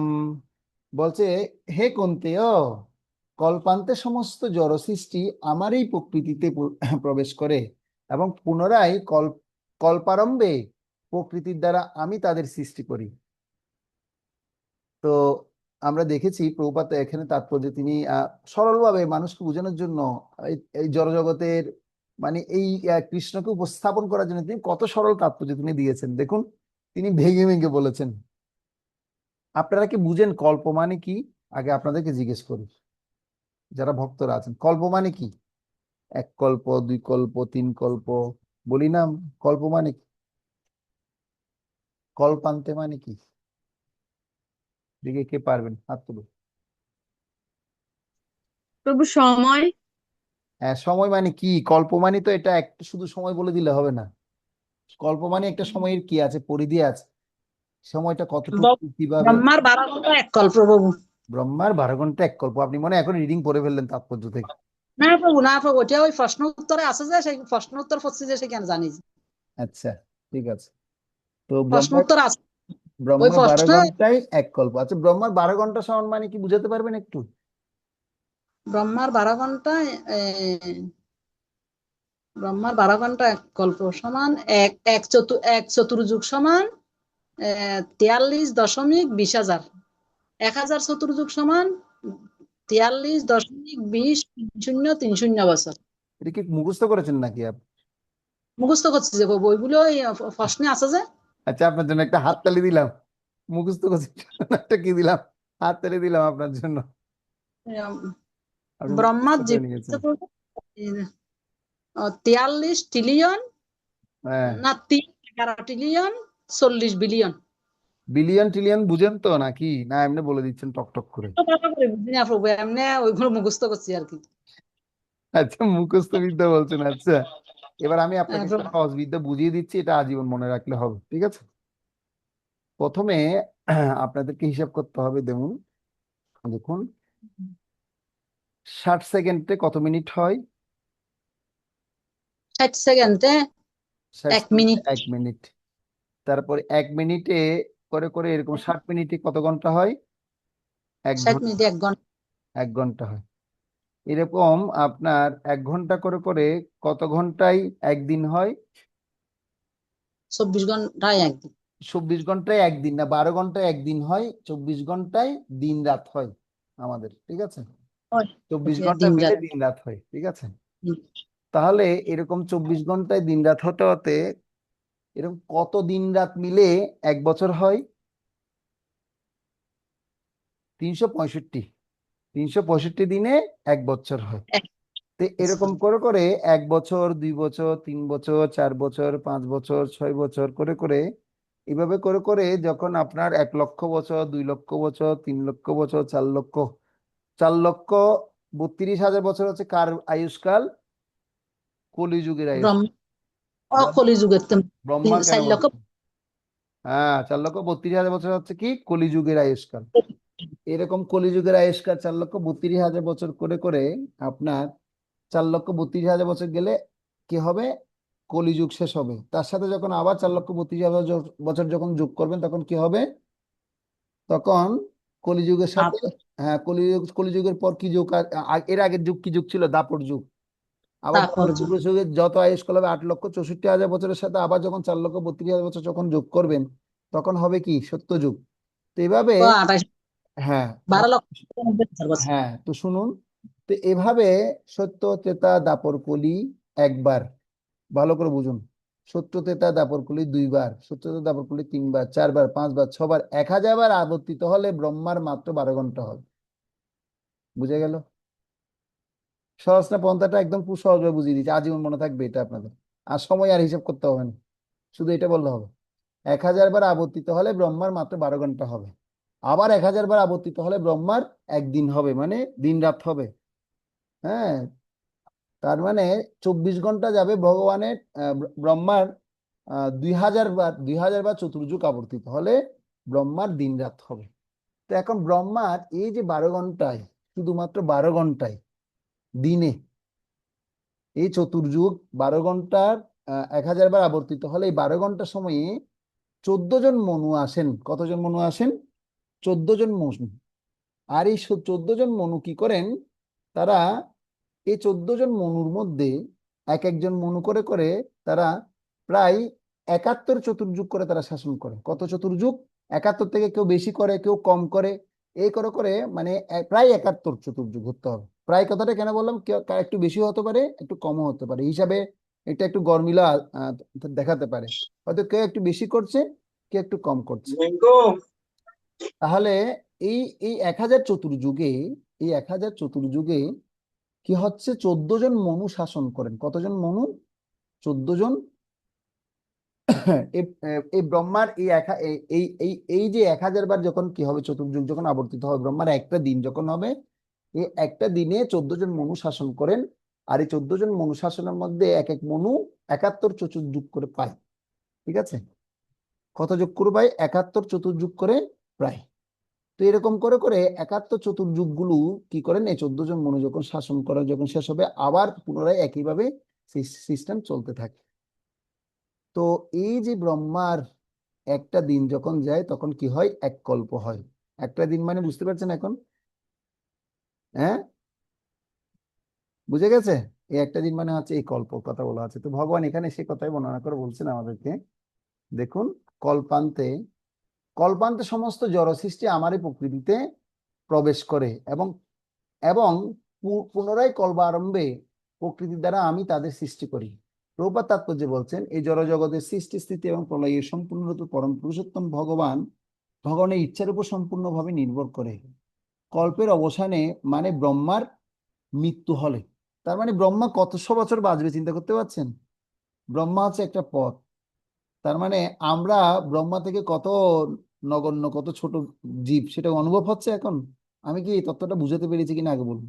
এটা যদি বুঝতে পারেন তাহলে পরে আলোচনাটা করতে পারবো। বুঝে গেছে? না কারো কোনো কনফিউশন আছে? কনফিউশন থাকলে প্রশ্ন করুন। তাহলে বুঝতে পারছেন? তাহলে এখানে সে কথা বলছে, দেখুন, যে ব্রহ্মার আয়ু হচ্ছে 100 বছর। এভাবে ব্রহ্মা কত বছর বাঁচে? 100 বছর। বুঝে যাচ্ছে? আমাদের 6 মাস সমান, আমাদের 6 মাস সমান দেবতাদের মাত্র কি একদিন। আমাদের 12 মাস সমান দেবতাদের কি মাত্র কি হবে, দিন রাত মিলে তাদের কি হবে, 24 ঘন্টা সময় যাবে মাত্র। ঠিক আছে? তো তার মানে আমাদের থেকেও পাওয়ারফুল হচ্ছে দেবতারা। তো আমরা এত ক্ষুদ্র নগণ্য জীব হয়ে কোনো যোগ্যতা নাই, কিচ্ছু নেই। হ্যাঁ, তারপরে আমাদের এই বদ্ধ জীবদের কত অহংকার, ভগবানকে না মানার কত অহংকার।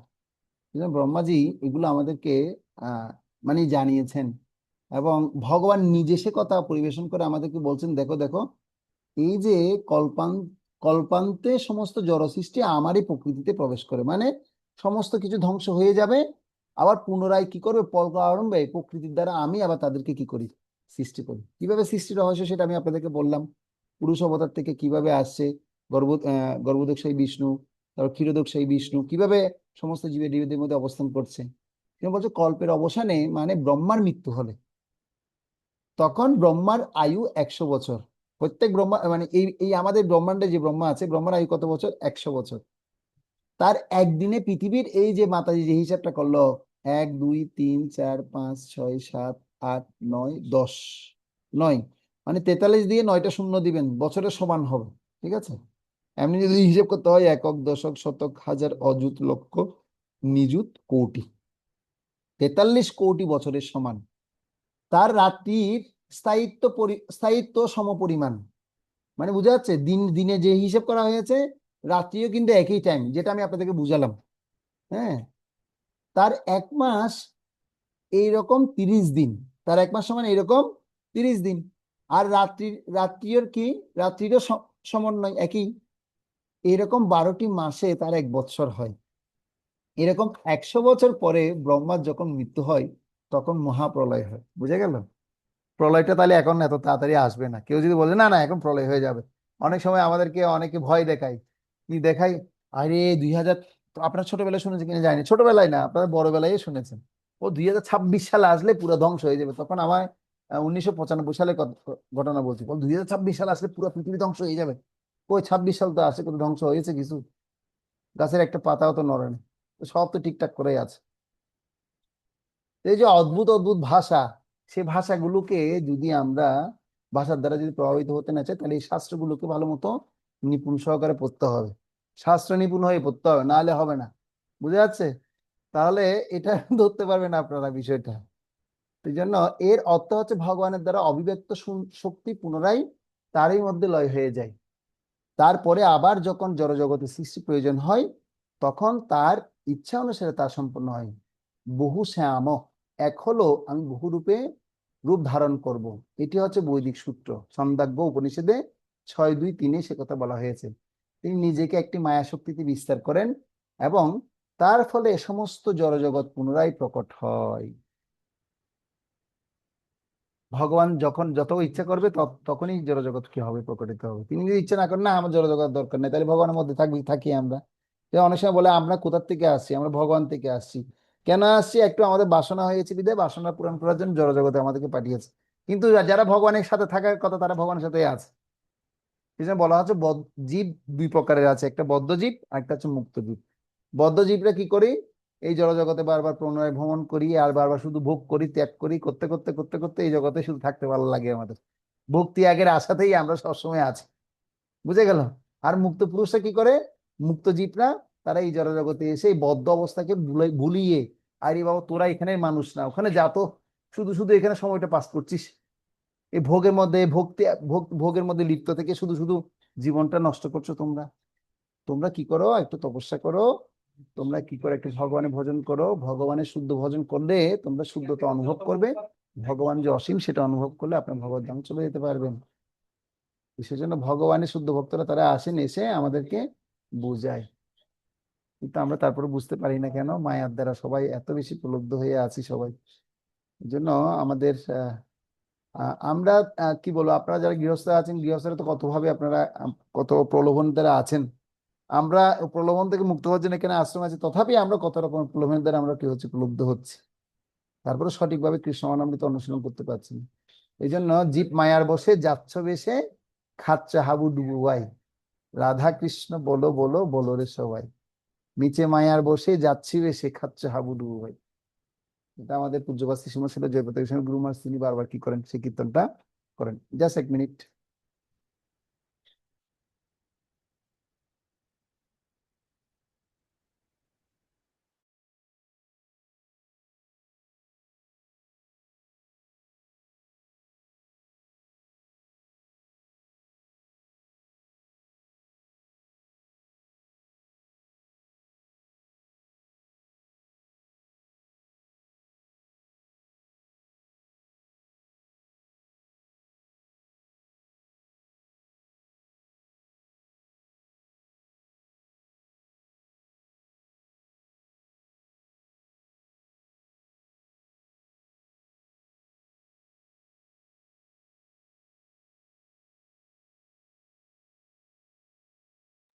রাধা কৃষ্ণ বলো বলো বলো রে সবাই।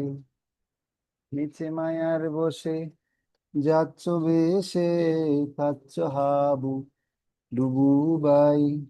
জীব কৃষ্ণের নিত্য দাস, এ তো বিশ্বাস করলে তো আর দুঃখ নাই। রাধা কৃষ্ণ বলো বলো বলো রে সবাই। মাঝে মাঝে ভজনগুলো গাইবেন, ঠিক আছে? মাঝে মাঝে গাইবেন। কিছু না কিছু ভজন গাইলে আপনার সেই স্মৃতিগুলো আসবে। আর ভক্তিগীতি সঞ্চয়ন যে একটা বই আছে, বইটা কার কার আছে হাত তুলেন তো। ভক্তিগীতি সঞ্চয়ন আছে? না থাকলে তাড়াতাড়ি ইমিডিয়েট সংগ্রহ করুন। আমাদের পূজ্যপাত শ্রীশ্রীমৎ ছিল ভক্তিচারু স্বামী গুরু মহারাজ, তিনি অনেক কষ্ট করে অনেক এই গৌড়ীয় ভজনগুলো তিনি লিপিবদ্ধ করেছেন। আর এই ভজন গীত প্রণালীগুলো আমাদের প্রত্যেকের পড়া উচিত। পড়ে পড়ে মুখস্থ করে ফেলা উচিত। আমাদের একটা ভক্ত ছিল এখানে, তিনি প্রায় ভজন মুখস্থ হয় ভক্তিগীতি সঞ্চয়ন। তো এখানে আপনি পুরা ভাগবত ওখানে পাবেন। আমাদের ছিল নরোত্তম দাস ঠাকুর, তিনি আহ পুরো সম্পূর্ণ ভাগবতকে ভজন গীতের মাধ্যমে প্রচার করেছেন। মানুষ তো ভাগবত বুঝার কোনো যোগ্যতা নেই, ভাগবতের মূল শিক্ষাগুলো, এসেন্স গুলো এই ভজনের মধ্যে দিয়েছে। বুঝতে পারছেন? সেই জন্য আমরা যদি ভাগবত না বুঝি, ভজন গুলো তো বুঝতে পারি। এই যে আমি এখন গাইলাম, এই গানগুলো সব সব আপনারা বুঝতে পেরেছেন, এই কথাগুলো বুঝতে পেরেছি না? তো ঠিক তেমনি ভজনগুলো যত পড়বো তখন আমাদের স্মৃতিতে সবসময় এগুলো স্মরণ হবে, রান্না করতে গেলে, হাঁটতে গেলে, গাইতে গেলে, বসতে গেলে সবসময় গুনগুন করে করে এই কীর্তনগুলো আসবে হৃদয়ে। তখন চেতনা কৃষ্ণ ভাবনাময় হয়ে থাকবে। এটা একটা টিপস এর কথা বললাম। সব তো থিওরি থাকলে হবে না, একটু প্র্যাকটিক্যাল কিছু অনুশীলন করাও দরকার হবে। আর সবসময় শুনতে পারি আমরা বিভিন্ন মহান মহান যারা বৈষ্ণবরা গিয়েছেন এই ভজনগুলো, তাদের মুখ থেকে শুনতে পারি। ঠিক আছে, তাহলে আমরা বুঝতে পারলাম যে 8 নম্বর শ্লোকে বললেন যে, না, 7 নম্বর শ্লোকে তিনি এই কথা বললেন, কল্পান্তে সমস্ত জড় সৃষ্টি আমারই প্রকৃতিতে প্রবেশ করে এবং পুনরায় কল্পারম্ভে প্রকৃতির দ্বারা আমি তাদের সৃষ্টি করি। এবার তিনি আরো বলবেন কিভাবে প্রকৃতি কি হচ্ছেন, সমস্ত জগৎ যে তার অধীন সে কথা এখন বলবেন। প্রকৃতি সাম অবিষ্টব্য বিসৃজ্যামি পুনঃ পুনঃ ভূতগ্রামম ইমম কৃষ্ণম অবসম প্রকৃতি বসাত। রমণী মাতাজি পড়ুন তো অনুবাদ। হরে কৃষ্ণ। এই জগৎ আমরাই প্রকৃতি অধীন, তার প্রকৃতির বশে আপনা থেকে আমরা ইচ্ছার দ্বারা পুণ্য সৃষ্টি হই এবং আমরা এই ইচ্ছার দ্বারা অন্তরকালে বিনষ্ট হই। তো বলছেন ভগবান, দেখুন এই জগৎ আমারই প্রকৃতির অধীন, মানে এই জগৎটা কার অধীন? আমারই। এবং তা প্রকৃতির বশে অবশ্যই আমার ইচ্ছার দ্বারা পুনঃ পুনঃ সৃষ্টি হয় এবং আমারই ইচ্ছাই অন্তকালে বিনষ্ট হয়। তার মানে আমরা যা করছি তোমারও ইচ্ছাই কি হচ্ছে, সমস্ত সৃষ্টি হচ্ছে, তোমার ইচ্ছাই ধ্বংস হচ্ছে, তোমার ইচ্ছাই পালন হচ্ছে।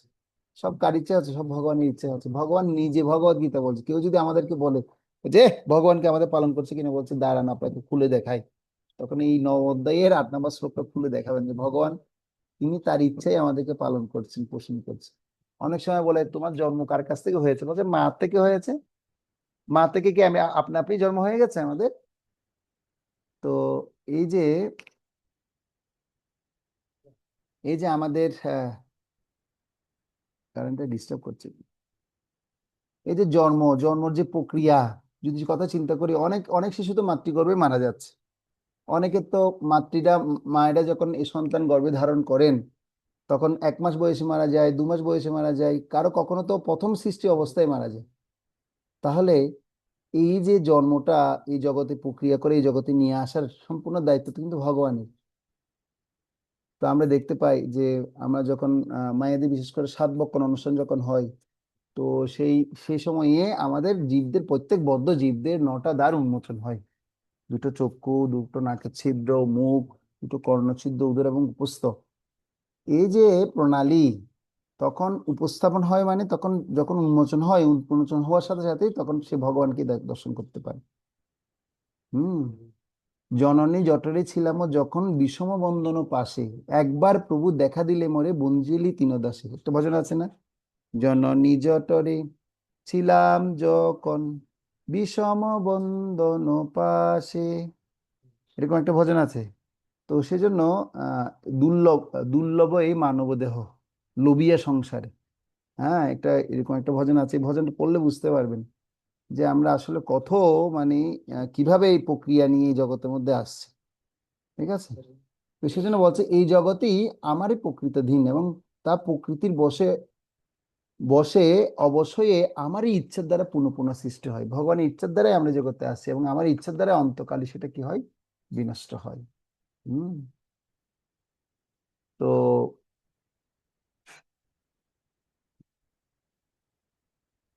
তাহলে আমরা এটা বুঝতে পারছি, পরমেশ্বর হিসেবে ভগবান শ্রীকৃষ্ণ যদি সবকিছুতে পৃথক হন, তবে তিনি জড়জগতে অস্তিত্বে বজায় থাকেন। তো উত্তর আমরা পেলাম, পরমেশ্বর ভগবানের ইচ্ছায় সর্বদাই সবকিছু বর্তমান। হ্যাঁ, এবং তিনি এই জগতের মধ্যে সমস্ত সৃষ্টি পালনকর্তা এবং ধ্বংসকর্তা। এই জড়জগতে ভগবানই অপরা এবং নিকৃষ্টা শক্তির অভিব্যক্তি। একটা হচ্ছে পরাশক্তি, একটা অপরাশক্তি। পরাশক্তি হচ্ছে চিৎশক্তি আর অপরাশক্তি হচ্ছে নিকৃষ্ট জড়া প্রকৃতি। তো এই জড় প্রকৃতি কিসের দ্বারা সৃষ্টি হয়? ভগবানের বহিরঙ্গ শক্তি দ্বারা সৃষ্টি হয়। ঠিক আছে? তো সে কথা পূর্বেই কয়েকবার কি করা হয়েছে, বর্ণনা করা হয়েছে। এবং সৃষ্টির সময় জড়শক্তি মহত্তত্ত্ব রূপে পরিণত হয়। আমি আপনাদেরকে একবার একটা শিখিয়েছিলাম, মহত্তত্ত্বের বর্ণনা বলেছিলাম, মনে আছে? কয়টা? 24টা উপাদান লিখিয়েছিলাম। কার কার মনে আছে? মনে আছে?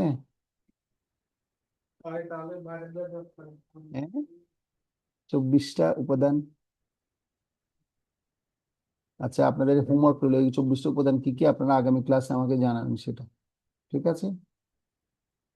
পারবেন তো নাকি? আগামী ক্লাসে দুইটা পড়া দিলাম। কি কি পড়া দিলাম বলুন দেখি, কি কি পড়া দিয়েছি?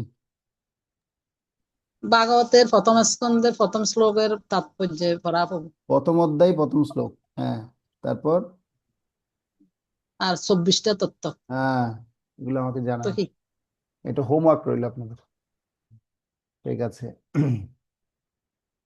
তাহলে এগুলো বুঝতে খুব সহজ সহজ হবে। তিনি কারণ সমুদ্র সাহিত্যে থাকেন এবং তার নিঃশ্বাসের ফলে কারণ সমুদ্রে অসংখ্য ব্রহ্মাণ্ড সৃষ্টি হয়, যেটা আমি আপনাদেরকে বললাম। তো এবং এভাবে জীবদেরকে তিনি কি করেন? সংগঠিত করেন। তিনি নিজে আবার ক্ষীরোদক সেই বিষ্ণুরূপে প্রকাশিত হয়ে এই বিষ্ণু সর্বভূতে প্রবিষ্ট হন, এমনকি অতি ক্ষুদ্র পরমাণুতে প্রবেশ করেন। সেই তত্ত্ব এখানে বিশ্লেষণ করা হয়েছে। তিনি সবকিছুর মধ্যে প্রবেশ করেন।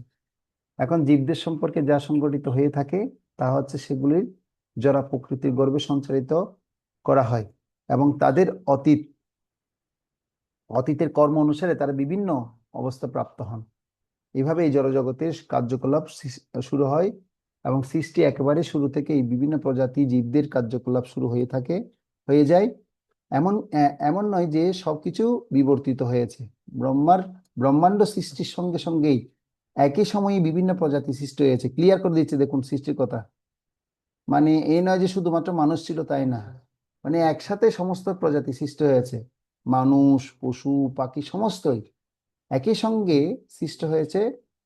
কারণ পূর্বকল্পের প্রলয়ের সময় জীবদের যার যেমন বাসনা ছিল সেভাবেই তারা আবার অবিব্যক্ত হয়েছে। এখানে অবসম শব্দটির দ্বারা স্পষ্টভাবে বলা হয়েছে যে এই প্রক্রিয়াতে জীবদের কিছুই করার সামর্থ্য থাকে না। পূর্ব সৃষ্টিকালের মধ্যে তাদের পূর্ব জীবনে তাদের সত্তার যে অবস্থা ছিল ঠিক সেভাবেই তারা আবার অবিব্যক্ত হয়, এবং সেই সবই সাধিত হয় শুধুমাত্র পরমেশ্বরের ইচ্ছাতেই। এটি হচ্ছে পরম পুরুষোত্তম ভগবানের অচিন্ত্য শক্তি। এবং বিভিন্ন জীব প্রজাতির সৃষ্টির করার পরে তাদের সঙ্গে তার কোনো সংস্পর্শ থাকে না। বিভিন্ন জীবের কর্মবাসনা পূর্ণ করবার জন্য জড়জগতের সৃষ্টি হয়, এবং তাই ভগবান এই জড়জগতের সঙ্গে লিপ্ত হন না। তো এটা ক্লিয়ার হয়েছে কার কার বলুন তো? এই যে এখন যে আলোচনা প্রভুপাদ তাৎপর্য বলছেন, এই বিষয়টা বুঝতে কারো কোনো সমস্যা হয়েছে? কারো কোনো সমস্যা বা বুঝতে পারেননি জানান,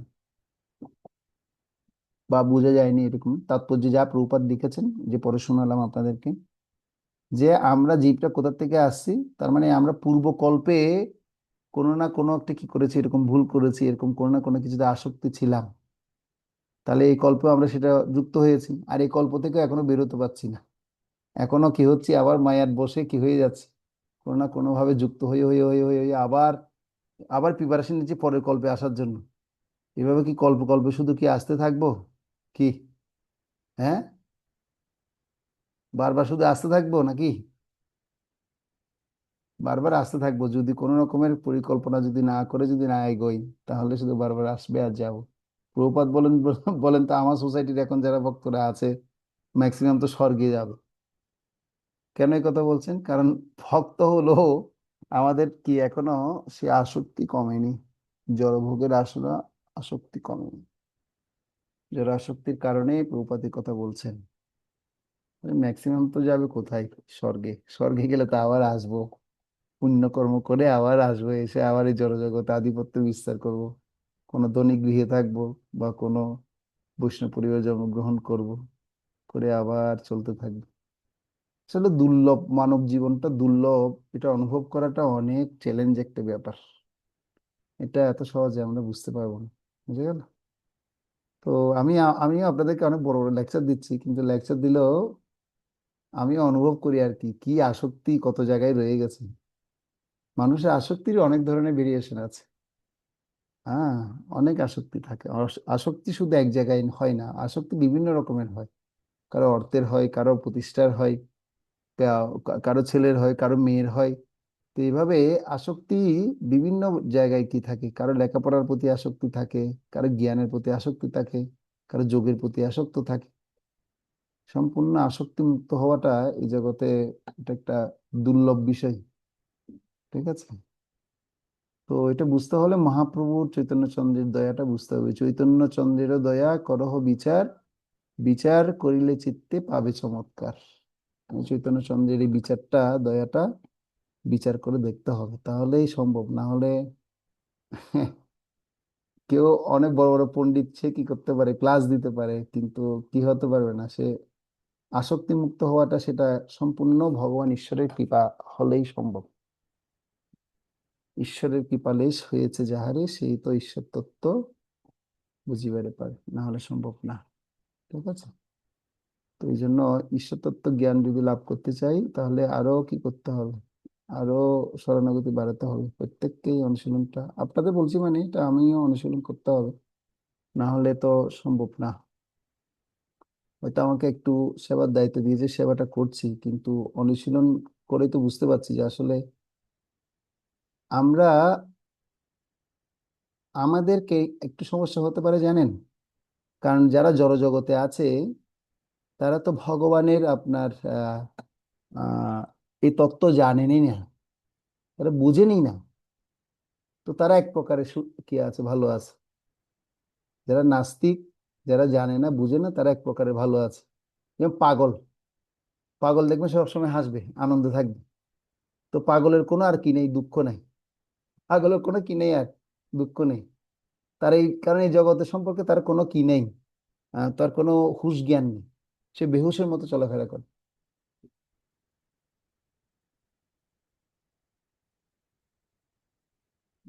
বিশেষ হয়ে গেল।